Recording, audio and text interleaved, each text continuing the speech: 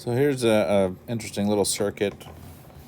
We have a 10 volt voltage source, and it's going to cross a resistor in series with a resistor and inductor in parallel. And we have this switch here, and they're telling us then that the switch is opened at t equals 0. So they want us to find the current I, which is flowing through the inductor at the instant before the switch opens. But then they want us to find the voltage across the switch, which is this V1, right after this switch is opened. So we have two different things we're looking for here.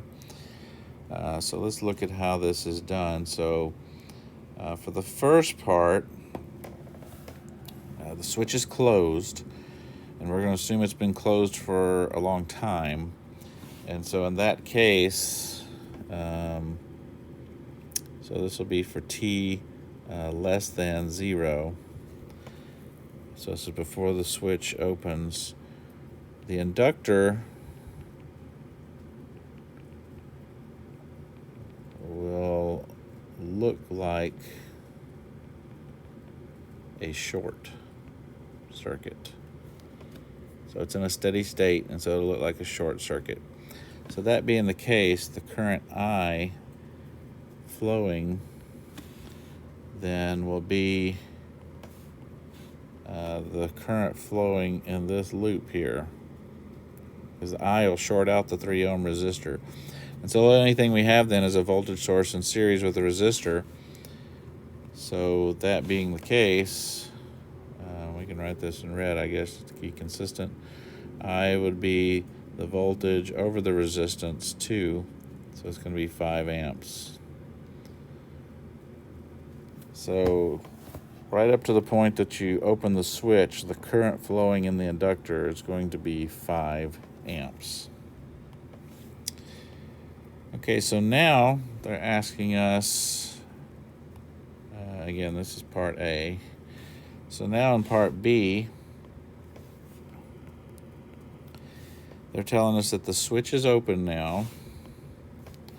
So that would be as if this is gone. And now they're wanting us to calculate what would be the voltage across that switch if we had a voltmeter that we could put on those terminals right there, the terminals here. If we could put it across those terminals and measure the voltage, what would it be? So that being the case, when the switch is open, then at this point, now the inductor looks like open circuit. So here, let me put this. This is for t greater than 0.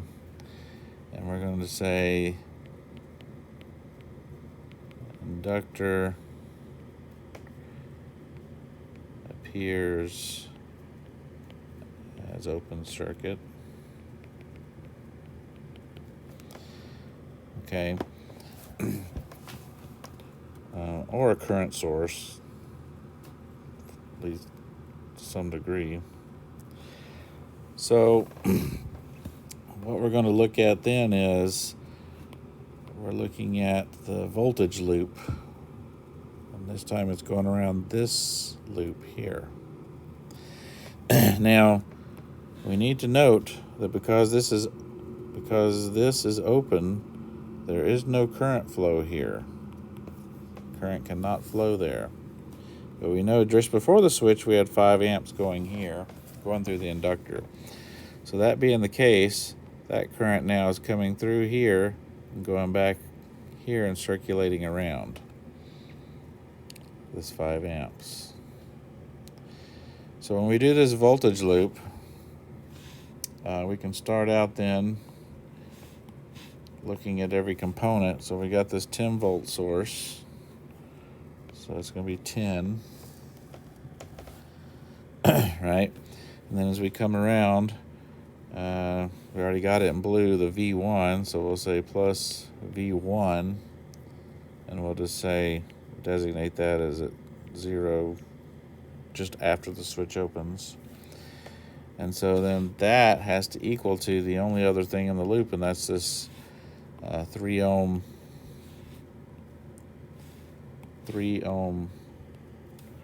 resistor here. We know that there's 5 amps flowing through it, and it's a -5. It's going back against the circuit direction here. So then that's got to equal to 3 times -5. So we know that that's -15. So then if we calculate and solve for V1, we get that V1 at 0 plus then has got to equal to -25 volts. So this is the current flow in the inductor, 5 amps right before the switch opens, and then as soon as the switch opens, if you were to be able to instantaneously measure the voltage across that switch, you should read a -25 volts.